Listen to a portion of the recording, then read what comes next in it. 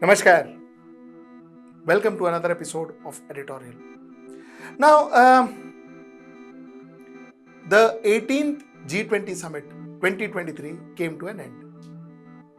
A lot of people, including people like Shashi Tharoor, has praised the summit. They have had very good things to say about the summit. Now, let's talk about G20 Summit. I still have some questions in mind, which I will address today. So let's talk about G20 Summit in a summary, because a lot of people, I'm sure, are speaking about it in depth. So I will take you through whatever we achieved out of G20 Summit, and I have a few questions which I will continue to ask. That's my show today. Let's get right into the show.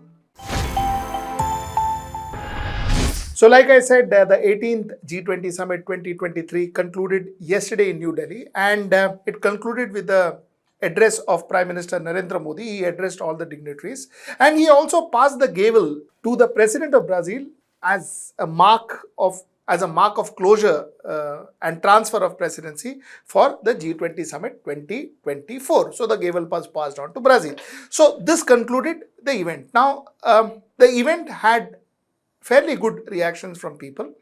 Especially the first thing that everybody seems to be talking about is the G20 Summit avoided condemning Russia for Ukraine war. Calls for peace. The group of 20 adopted a consensus declaration at a summit on Saturday that avoided condemning Russia for the war in Ukraine, but called for all states not to use force or grab territory. So, this is seen as a victory of Indian diplomacy, because India managed to ensure that nobody, otherwise the countries who are very, very livid about Russian invasion on Ukraine, didn't say much. So without condemning Russia, they said one of those uppar uppar ka sound bites, where they said that you should not use force to grab territory of another country and all that, but they didn't condemn Russia. Now this was good, because Russia has done a lot of favors to India, so we were returning one. So for us, it has been helping a friend, which we did fairly decently, and our diplomacy is praised for that. That's number one. Number two is strong and sustainable balance and inclusive growth has been discussed in the G20 Summit, wherein the G20 renewed its commitment to ensure a level playing field and fair competition by discouraging protectionism and market distortion practice to foster favorable trade and investment environment for all. This also, to my mind, is a lot of good words. I don't know how much of it will get into practice, but let us go by whatever has been declared. Okay, accelerating progress on sustainable development goals. Now, 18th G20 focuses on resilient and inclusive growth, women's empowerment and well-being, in addition to sustainable development, health and education. At the halfway point in 2030, the global progress of SDG, that is Sustainable Development Goals, is up by only 12% of the target on track. So they are talking about sustainable development goals, wherein they talk about healthcare and food and all of that. So those were also discussed. Green Development Pact for a Sustainable Future. The G20 leaders approved a Green Development Pact on Saturday to hasten the action required to address the environment and climate change issues. This is good. So they are looking at Green Development Pact for the future. Multilateral institution for 21st century. The 21st century also needs system of international development that is capable of meeting the needs of developing nations, especially the poorest and the most vulnerable ones, and that also can accommodate the scope of challenges they face and the severity of the shocks they experience. That's another thing.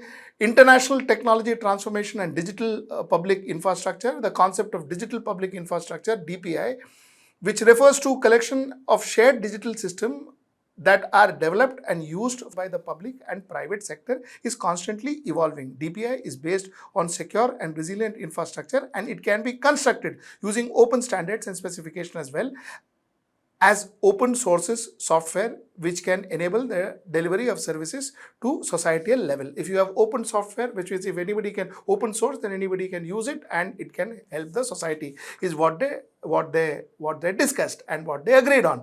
International taxation. International taxation is a complicated topic that involves global corporation and increasingly internet-based companies and transaction. The two-pillar approach proposes a fundamental minimum tax of multinational corporations and identifies jurisdiction. So international taxation also was discussed. Countering terrorism and money laundering. We condemn terrorism and in all its form, and manifestation include those the basis of xenophobia, racism and other forms of intolerance, or in the name of religion's belief, recognition and commitment of all religion to peace. It constitutes one of the most serious threats of international peace and security. They also spoke about gender equality and empowering all women and girls. G20 reiterates that investing in empowering of all women and girls has a compounding impact of accomplishing the 2030 agenda, and the gender equality is of fundamental importance. Okay. Now I have a couple of questions. You see, I view things from a very micro perspective. I think for people around me, I come from a middle class background, and I think for my fellow middle class. My entire question from day one was, what is in it for middle class? I was told that we very successfully ensured that Russia was not implicated, Russia was not condemned. Very good. What is in it for middle class? I was told that gender equality and empowerment of all women and girls was discussed, and they all agreed that G20 reiterates that investing in the empowerment of all women. All this is fine. Tell me, is this going to ensure that Bilkis Banu gets justice? If it does, then oh shit. If it does, then oh God, great, fantastic. I'm so happy. I too, like Mr. Tharoor, will say that credit should go where it is due. If it is not going to help Bilkis Banu, then what is all this all about? If it is not going to help those wrestlers, those girls, then what is all of this all about? Then what is all this all about? We are talking about digitalization. If those wages are not paid to those workers in rural India, the Manrega wages are not paid, which is what I have been constantly asking to workers of rural India, what is all your digitalization and all worth it for him? पैसे easily मिलेंगे, but पैसे होने चाहिए ना.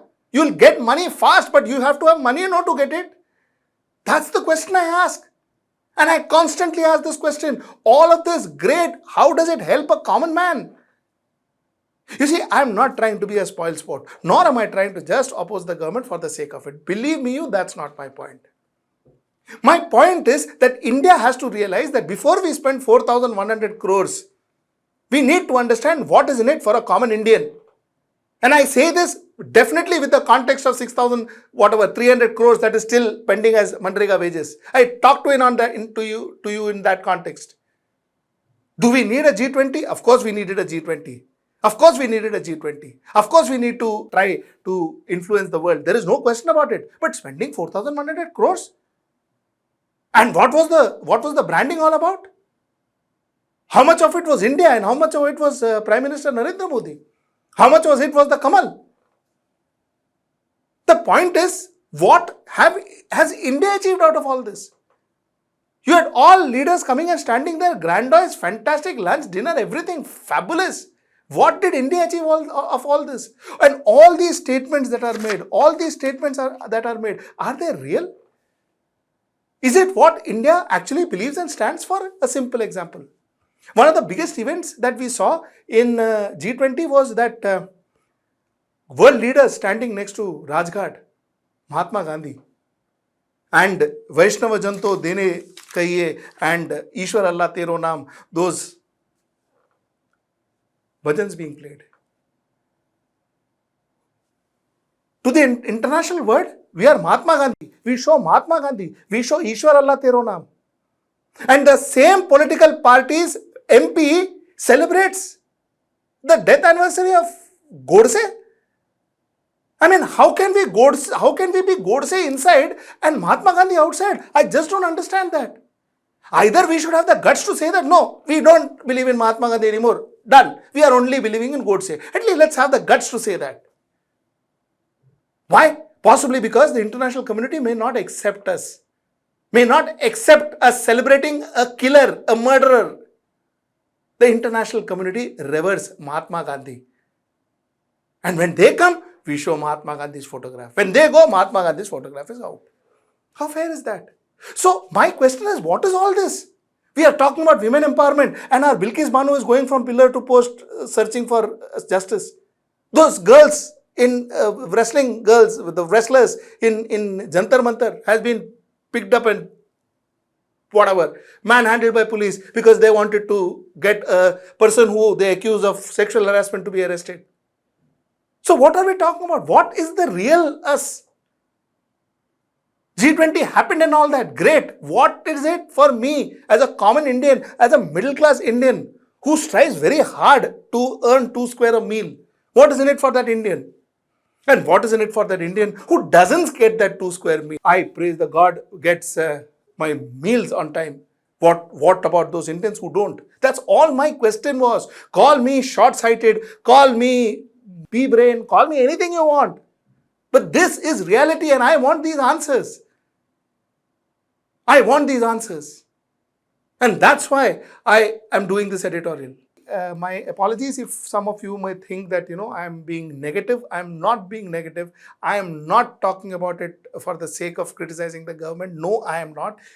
I am saying this is because somewhere down the line, we used to have a boss.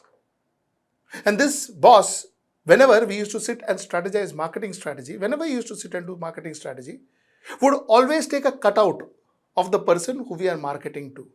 So, for instance, if you are marketing a shaving blade, for instance, he would always keep that character, cutout of a man who uses my shaving blade.